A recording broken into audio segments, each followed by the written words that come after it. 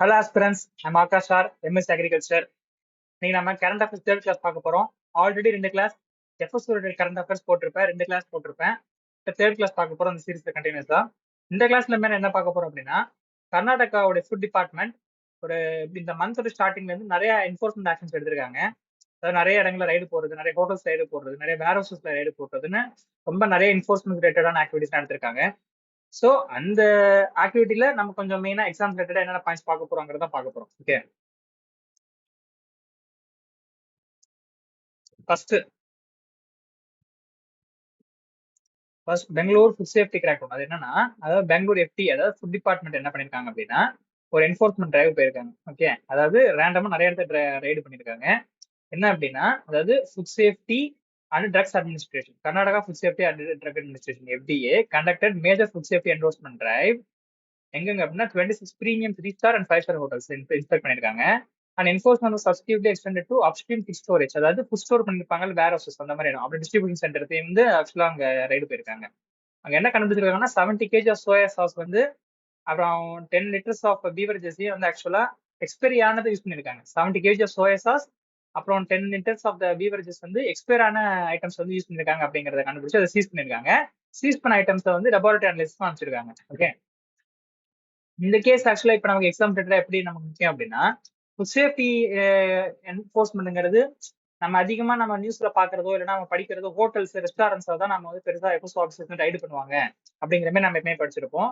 அது வெறும் ஹோட்டல்ஸ் மட்டும் கிடையாது, ஸ்டோரேஜ் அப்புறம் டிஸ்ட்ரிபியூஷன் சென்டர் அப்புறம் டிரான்ஸ்போர்டேஷன் இது எல்லாத்தையுமே ஃபுட் சேஃப்டி என்போர்ஸ்மெண்ட் ப்ராப்பரா இருக்கணும். ஃபுட் சப்ளை செயின், அதாவது ஃபுட்டோடைய சப்ளை செயின் ஃபுல்லாமே என்போர்ஸ்மெண்ட் ப்ராப்பரா இருக்கணும், அங்க எல்லாமே கரெக்டா இருக்கணும்.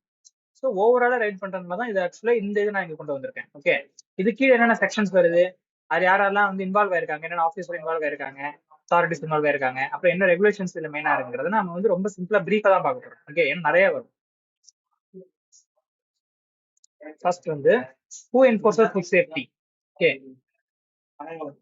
ஃபுட் சேஃப்டின்னு சொல்லியாச்சு. இந்த நம்ம இந்த மாதிரி ரைட் எல்லாம் போறாங்க இல்லையா, யார் இது என்ஃபோர்ஸ் பண்றா அப்படின்னா ஃபர்ஸ்ட் ஃபுட் சேஃப்டி கமிஷனர்.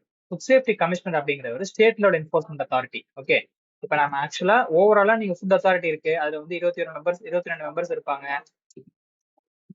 அதுக்கப்புறம் வந்து சிஇஓ இருப்பாங்க.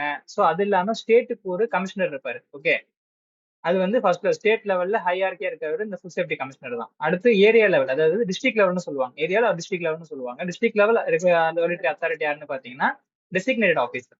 ஓகே, நெக்ஸ்ட் ஃபீல்ட் லெவல், அதாவது அந்த இப்போ ஒரு டிஸ்ட்ரிக்ட்னா அது சின்ன சின்ன ஏரியா பிரிச்சு பிரிச்சு கொடுத்துருவாங்க. அந்த ஏரியாவுக்கு ஒரு செக்யூரிட்டி ஆஃபீஸர் இருப்பாரு, அவர் வந்து field level inspection. Okay, so இப்போ இந்த கமிஷனர் டெசிக்னேட்டட் ஆஃபீஸர் வந்து மெயினா இன்ஸ்பெக்ஷன் எல்லாம் போக மாட்டாங்க. ஓகே, இன்ஸ்பெக்ஷன் யாரு போறாங்க அப்படின்னு பாத்தீங்கன்னா மெயினா எஃப்எஸ் ஆஃபீஸர் தான் போவாரு.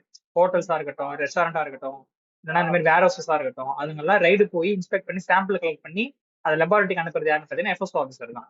ஓகே, சோ இங்க எஃப்எஸ் ஓட கீ ஃபங்க்ஷன் என்ன, இன்ஸ்பெக்ஷன், சாம்பிளிங், அதாவது சாம்பிளிங் எடுக்கிறது, அப்புறம் சீஸ் பண்றது, அப்புறம் sending samples for analysis sample sent பண்றது, அப்புறம் இனிஷியேட்டிங் பிரெஸ்கிரைப்டு என்ஃபோர்ஸ்மெண்ட் ப்ரொசீஜர்ஸ். அதுக்கப்புறம் நம்ம என்னென்னலாம் ப்ரொசீஜர் ஃபாலோ பண்ணணும்.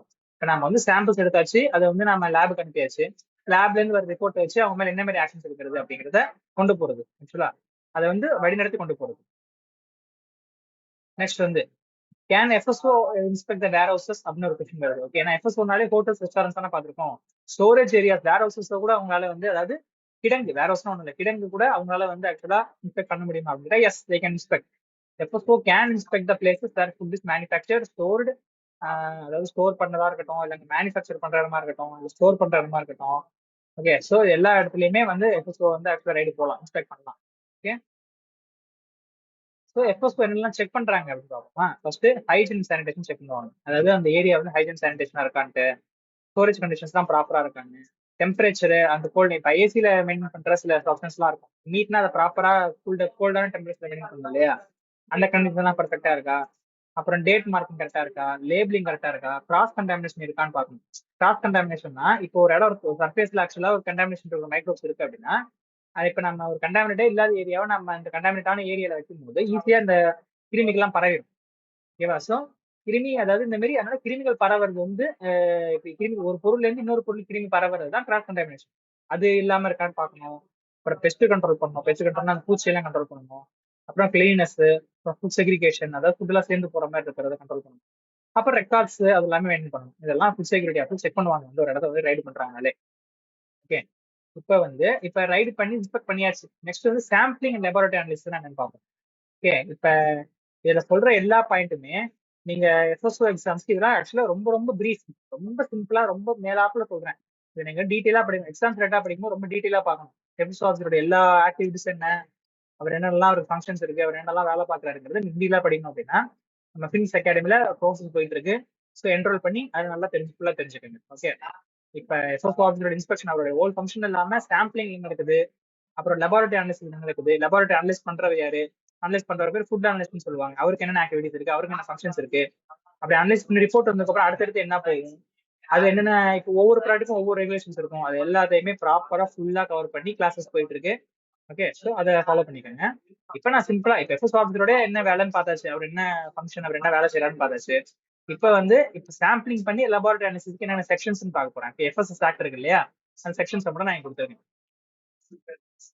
நான் ஆல்ரெடி வந்து செக்ஷன் 36 கொடுத்துருப்பேன். செக்ஷன் 36னா பவர்ஸ் ஆஃப் எஃப்எஸ்ஓ. ஓகே, எஃப்எஸ்ஓட என்ன பவர், அவர் என்ன பண்ணுவார் அப்படிங்கிறது தான் செக்ஷன் 38. ஓகே, இப்ப செக்ஷன் 38 அண்ட் 47 வந்து கணக்கு எடுத்துப்பேன். 47 அப்படின்னா sampling analysis. Okay, FSO officer வந்து இப்ப ரைடு போறாரு, இன்ஸ்பெக்ட் பண்றாரு, சாம்பிள் கலெக்ட் பண்றாரு, அதை வந்து லேபரட்டரிக்கு அனுப்புறாரு. அங்க ஒரு ஃபுட் அனலிஸ்ட் இருப்பாங்க.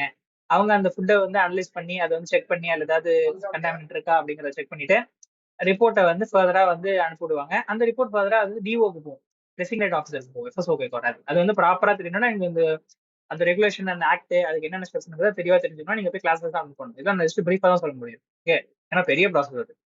ஸோ இப்போ இந்த ப்ராசஸ் எப்படி இருக்குன்னா, ஃபர்ஸ்ட் எஃப்எஸ்ஓ வந்து என்னன்னா சாம்பிள்ஸ் ட்ரா பண்ணுவாங்க. அதாவது இப்போ இன்ஸ்பெக்ஷன் பண்ண ஒரு இடத்துல சாம்பிள்ஸ் வந்து கலெக்ட் பண்ணுவாங்க. சாம்பிள்ஸ் கலெக்ஷன் பண்றதுக்கு நிறைய டெக்னிக்ஸ் இருக்கு, அதெல்லாம் நீங்க கிளாஸஸ்ல பாருங்க. ஓகே, சாம்பிள்ஸ் வந்து அப்புறம் லெபார்டரி அனாலிசிஸ் சென்ட் பண்ணுவாங்க. ரிசல்ட்ஸ் பேஸ் பண்ணி லீகல் ஆக்ஷன் எடுப்பாங்க. ஸோ செக்ஷன் 46 வந்து functions of the food analyst. Food அனலிஸ்ட்னா அந்த லெபார்டரியில ஃபுட்டை வந்து செக் பண்றவங்க. அப்புறம் செக்ஷன் 46 வந்து சாம்பிளிங் அனாலிசிஸ் ப்ராசஸ். எப்படி ஆக்சுவலா சாம்பிளிங் பண்ணி அதை அனாலிசிஸ் பண்ணி ரிப்போர்ட் யாருக்கு அனுப்புவாங்க, ரிப்போர்ட் எத்தனை நாளுக்குள்ள அனுப்பணும். ஓகே, 15 டேஸ்னு சொல்லுவாங்கன்னு நினைக்கிறேன். 15 டேஸ்க்குள்ள ரிப்போர்ட் அனுப்பணும். ஸோ அது எல்லாமே ஆக்சுவலா இதுக்குள்ள வந்துடும். நெக்ஸ்ட் வந்து செக்ஷன் 41 சர்ச் அண்ட் சிஸ்டர். அதாவது இப்போ எஃப்எஸ்ஓ ஆஃபீஸர் அங்கே போறாரு, இன்ஸ்பெக்ஷன் பண்ண போறாரு, ஒரு இடத்துல சர்ச் பண்ணிட்டாருன்னா ஹி கேன் சர்ச். அதாவது இப்போ ஒரு இடத்துல டவுட் இருக்கு, இது ரீசன்டான டவுட் இருக்கு, இங்க வந்து ஆக்சுவலா ஒரு ஃபுட் அஃபென்ஸ் நடக்குது அப்படின்றத அங்க சர்ச் பண்ணலாம்.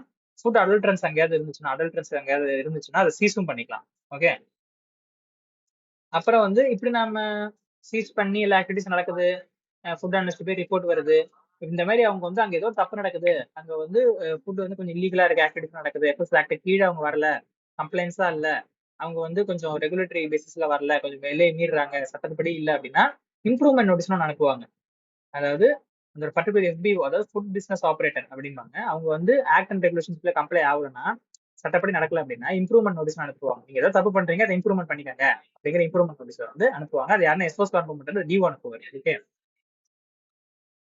ஸோ அதுல வந்து கரெக்ட் ஆக்ஷன் ஸ்பெசிஃபை பண்ணுவாங்க. இந்த மாதிரி நீங்க குத்தம் பண்றீங்க, அதை மாத்திக்கங்க அப்படின்ட்டு. அப்படி குத்தமும் பண்ணி மாத்திக்கல அப்படின்னா ப்ரொஹிபிஷன் ஆர்டர் அனுப்புவாங்க. நான் போன கிளாஸ்ல சொல்லிருக்கேன், ப்ரொஹிபிஷன் ஆர்டர் அனுப்பிச்சிருப்பாங்க அப்படின்னு. அதை கரண்ட் அஃபேர் 2 கிளாஸ்ல பாத்தீங்கன்னா உங்களுக்கு தெரியும், இதுக்கு முன்னாடி போட்ட கிளாஸ். அங்க வந்து அந்த ஓல்டு மார்க் பண்ணி பிசினஸ் பண்ற அந்த கம்பெனிக்கு வந்து ப்ரொஹிபிஷன் ஆர்டர் அனுப்பிச்சிருப்பாங்க. ஓகே, அதை அதுல சொல்லியிருப்பேன்.